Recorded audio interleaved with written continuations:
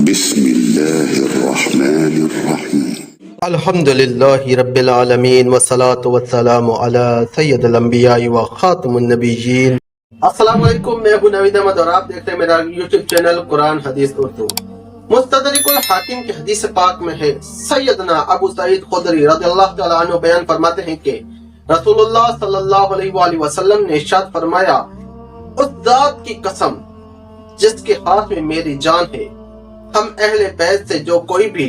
بغض رکھے گا اللہ تعالیٰ ضرور اسے آگ میں داخل فرمائے گا۔ المستدرک الحاکم کی دوسری حدیث میں ہے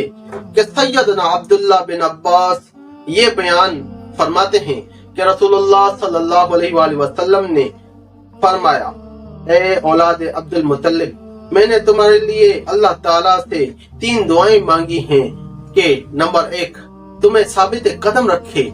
اور تم میں سے بھٹکے ہوئے کو ہدایت دے بخشے، نمبر 2 اور تم میں سے جاہلوں کو علم عطا فرمائے، اور نمبر 3 میں نے اللہ تعالیٰ سے یہ بھی دعا مانگی ہے کہ وہ تمہیں سخاوت والا، بہادر اور رحم دل بنائے۔ یاد رکھو، اگر کوئی شخص حجر اسود اور مقام ابراہیم کے درمیان جم کر نماز پڑھتا اور روزے رکھتا رہے مگر وہ شخص محمد صلی اللہ علیہ وآلہ وسلم کے اہل بیت سے بغض رکھنے کی حالت میں اللہ تعالیٰ سے قیامت میں ملاقات کرے تو ضرور آگ میں جائے گا۔ اللہم صلی علی سیدنا و مولانا محمد وعلی آلہ وبارک وسلم۔